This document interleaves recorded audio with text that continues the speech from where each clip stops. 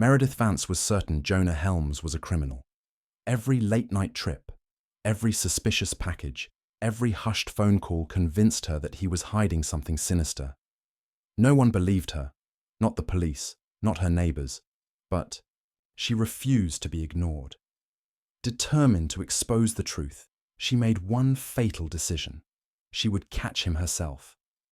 What she didn't realize was that the real danger wasn't Jonah. It was her own obsession. Meredith Vance had always believed she was the most important person in any room. From her neighborhood association meetings to grocery store lines, she made sure her voice was heard, whether people wanted to listen or not. She had a reputation for filing complaints about everything, from kids playing too loudly to restaurant servers not refilling her drink fast enough. But this time, she was certain she had stumbled upon something serious. She marched into the local police station with a determined look on her face, convinced that she was about to expose a dangerous criminal. She walked straight to the front desk, ignoring the tired expressions of the officers who had dealt with her countless times before. She insisted that she had vital information about illegal activities happening right next door to her house.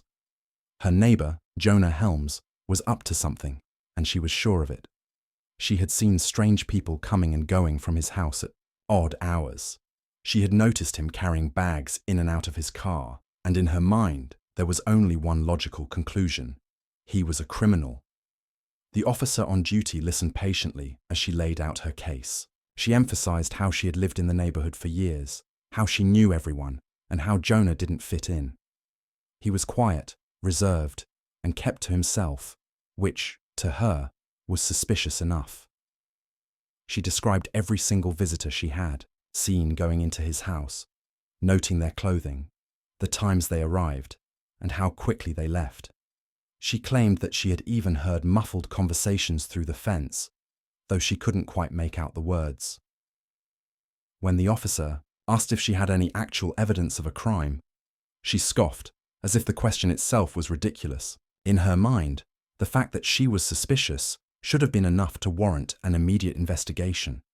She insisted that she was a responsible citizen, doing her duty to keep her community safe. The officer calmly explained that suspicions alone weren't enough for them to act, and without proof of illegal activity, there was nothing they could do. Meredith's frustration grew. She leaned over the desk, her voice rising as she demanded that they at least send someone to check. She was certain that if the police searched his house, they would find something. Drugs, stolen goods, or maybe something even worse.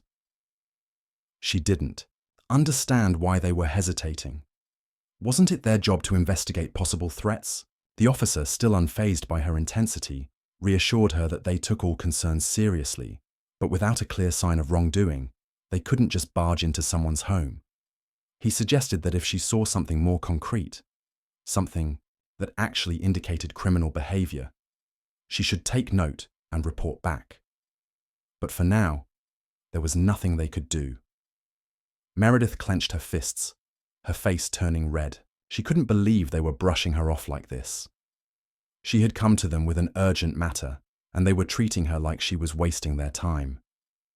She accused them of being lazy, of not caring about the safety of the neighborhood, of ignoring someone who was clearly a threat. But the officer remained calm, refusing to engage with her anger.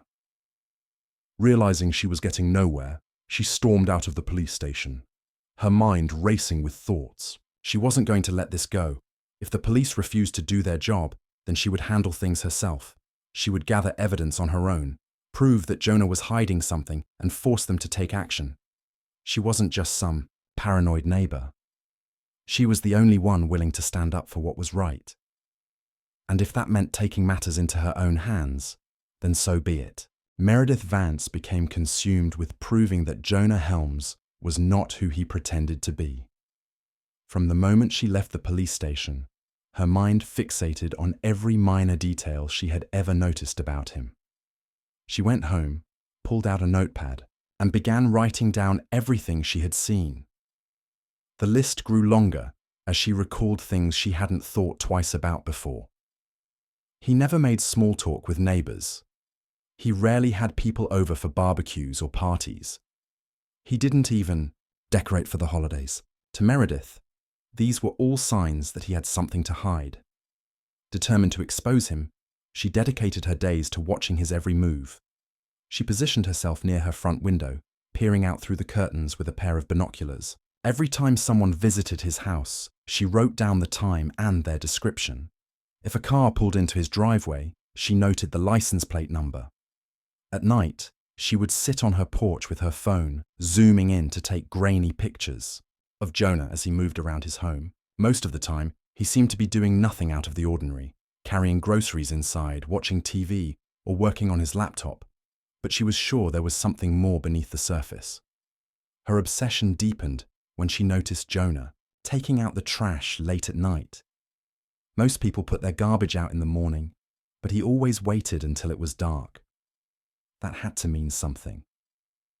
Maybe he was getting rid of evidence, destroying documents, or hiding something he didn't want anyone to see. Meredith considered sneaking over and going through his trash, but decided against it for now.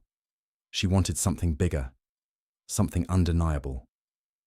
Days turned into weeks, and her frustration grew.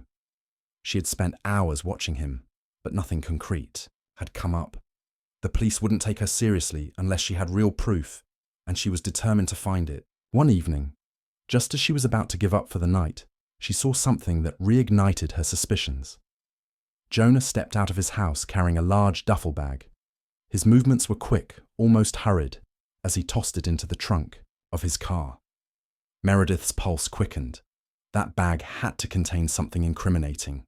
Drugs, stolen money, weapons. She couldn't let this go unnoticed.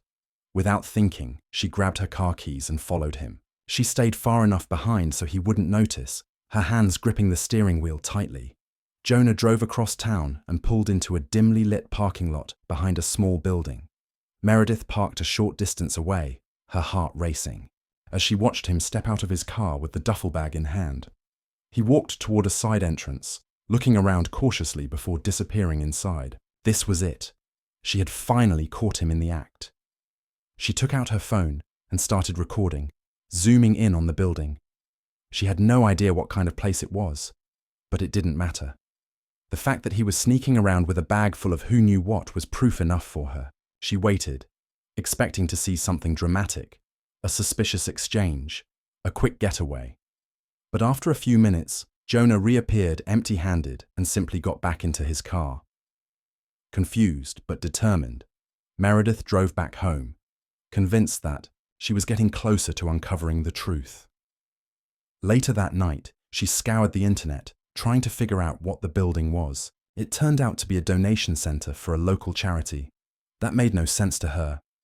Why would a criminal be dropping off a bag at a donation center? It had to be a cover-up.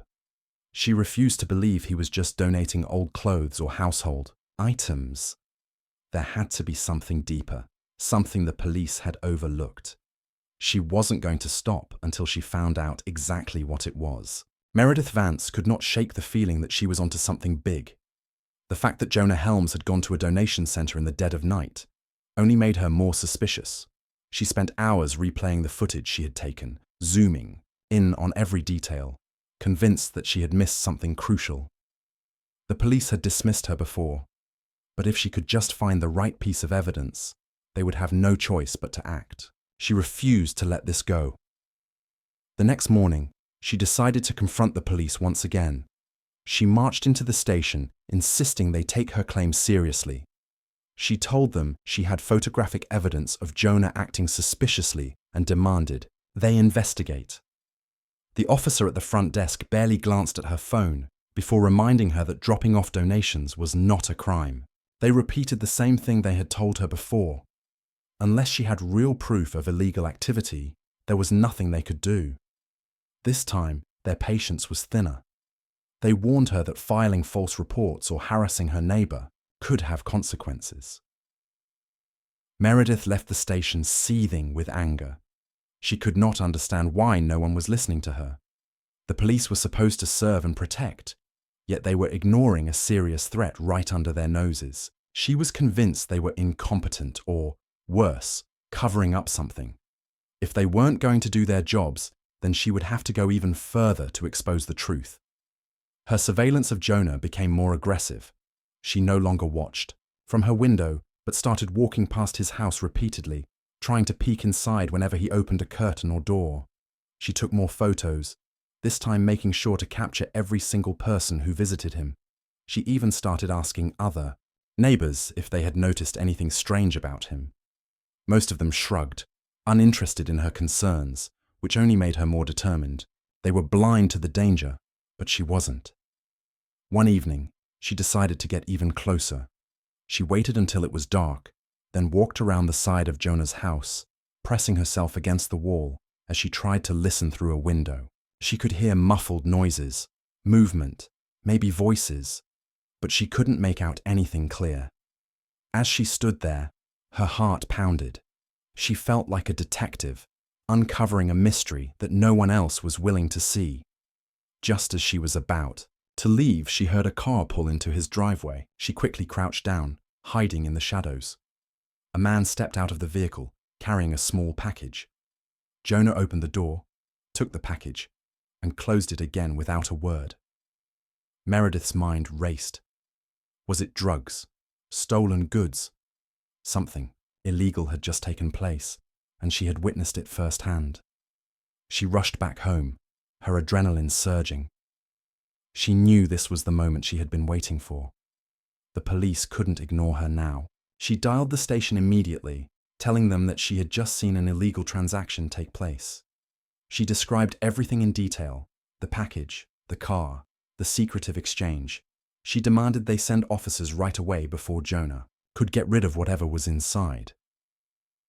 But when the officer on the phone responded, it wasn't what she expected. They calmly told her that making false claims and harassing someone could have legal consequences. They reminded her that she had been warned before. If she continued making baseless accusations, she could be the one facing trouble. The line went dead, and Meredith was left standing in her kitchen, shaking with anger. She couldn't believe what had just happened. The police had completely dismissed her. They had refused to investigate even when she had given them solid evidence. She felt humiliated, powerless, and furious all at once. But instead of backing down, she only grew more determined. If no one else would stop Jonah, she would have to do it herself. Meredith Vance had never felt so ignored, so dismissed. The police had refused to listen, her neighbors were indifferent, and Jonah Helms continued to go about his life as if nothing was wrong. She knew she was right about him. She could feel it. If the authorities weren't going to take action, she had no choice but to escalate things herself. She couldn't sit back and let a criminal roam free in her neighborhood. Determined to gather irrefutable proof, she took things a step further. Late at night, she crept out of her house, crossing the street toward Jonah's driveway. She crouched behind a bush, heart pounding, scanning his windows for any sign of movement. The house was dark except for a faint glow coming from one room. Slowly, she made her way toward his car, pulling the handle to see if it was unlocked. It wasn't. Frustrated, she pressed her face against the tinted window, trying to see if anything was inside. Her breath fogged up the glass as she strained her eyes, and then she saw it. A black duffel bag, just like the one he had taken to the donation center. Her pulse quickened. What if he had more of whatever was inside? What if this was her chance to expose him once and for all? She needed to get inside that car, but she didn't have the tools to do it. She needed another way in. She circled around to the side of his house, checking the windows. Most were locked, but then she spotted one slightly ajar. She hesitated.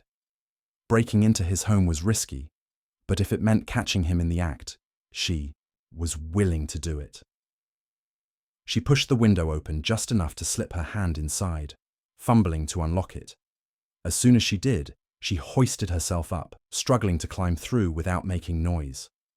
Her foot slipped, and she nearly fell, but she caught herself just in time, landing awkwardly inside his dimly lit living room. She stayed completely still, listening. The house was silent. She crept forward, scanning the space for anything unusual. Papers were stacked neatly on a desk, a few dishes sat in the sink, and nothing seemed out of place. But then she noticed a door slightly ajar at the end of the hallway. Something about it made her uneasy. She tiptoed toward it, peeking inside. The room was nearly empty except for a table, a few chairs, and several large storage containers stacked against the wall. She carefully lifted the lid of one, expecting to find something incriminating. But instead, she saw clothes, neatly folded shirts, pants, and jackets. Confused, she moved to another container and opened it. Inside were canned goods, bottled, water, and blankets. Her mind raced. This wasn't what she had expected at all. Where were the drugs, the stolen items, the proof she had been looking for? None of it made sense. Then, just as she was about to close the lid, she heard footsteps. Her blood turned to ice. Jonah was home. Panic surged through her as she looked for a place to hide. She spotted a closet and darted inside, pressing herself against the back wall. She held her breath, listening as he moved through the house. The sound of his footsteps grew closer. Then they stopped. A light flicked on just outside the closet door. Meredith squeezed her eyes shut, praying he wouldn't find her. But then, the closet door swung open, and Jonah was staring right at her. Meredith Vance stood frozen, her back pressed against the closet wall as Jonah Helms loomed over her. His face remained unreadable, his expression calm, yet eerily cold. For a moment, neither of them moved. The only sound was Meredith's own, heartbeat pounding in her ears. She had been caught, and there was no talking her way out of this. Jonah reached for the light switch and flicked it on, illuminating the small space where she had hidden. Meredith's mind raced through every possible excuse, every potential escape route. But she knew there was no way to explain why she was inside his house. She had crossed a line, and now she was trapped. Without a word, Jonah stepped back and gestured toward the door, signaling her to leave. Meredith hesitated, but she had no choice. She stepped out of the closet, her legs trembling. Jonah didn't yell, didn't threaten her. He simply watched. That silence was worse than any outburst. It made her feel small, powerless, and suddenly unsure of everything she thought she knew. As she glanced around, she realized how wrong she had been. The storage containers weren't filled with anything illegal. The duffel bag in his car wasn't hiding anything sinister. Jonah wasn't the criminal she had painted him to be. Everything she had convinced herself was true had crumbled in an instant. But before she could process her mistake, the sound of sirens pierced the air outside. Her stomach dropped. The police. Jonah didn't move. He simply sighed and walked toward the front door. Meredith remained frozen in place, her mind still catching up to the situation. The sirens grew louder until they stopped right outside. Red and blue lights flashed through the windows, casting eerie shadows across the walls. Then, heavy knocks shook the door. Jonah opened it, revealing two officers standing on the porch. Their faces were stern, their eyes flicking between him and Meredith, who still stood dumbfounded in the hallway. One of the officers immediately stepped forward, gesturing for her to come outside. She obeyed, barely able to move her legs. One of the officers turned to Jonah, asking if he was okay. That's when Meredith realized the truth. Jonah had called them. The moment he had found her in his home, he had calmly contacted the authorities, letting them handle the situation instead of taking matters into his own hands. He wasn't the villain here. She was. The officer then turned to her and began questioning her actions.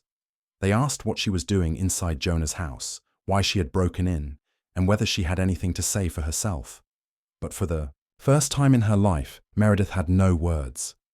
She had spent weeks convincing herself that Jonah was a dangerous man, that he was hiding something dark, that she was the only person smart enough to uncover the truth. And yet, in the end, the only crime that had been committed was her own. The officers informed her that Jonah had the right to press charges for trespassing and harassment. Meredith's stomach twisted in knots. Her obsession, her refusal to listen to reason, had led her here. But before she could react, Jonah did something unexpected. He declined to press charges. He simply told the officers that he wanted her to stay away from him and to leave him alone for good. It was the final blow to her fragile sense of righteousness. He didn't need revenge. He didn't need to humiliate her further. He just wanted her gone. As the officers escorted her back to her own home, Meredith felt the weight of her actions crushing her. The police had warned her repeatedly. Her neighbors had ignored her. Jonah had remained silent through it all, and in the end, she had ruined her own life with nothing but stubbornness and paranoia. That night, as she sat alone in her darkened house, she finally understood. The truth had been clear from the beginning, but she had refused to see it. She had been the one who had gone too far, and now there was no going back.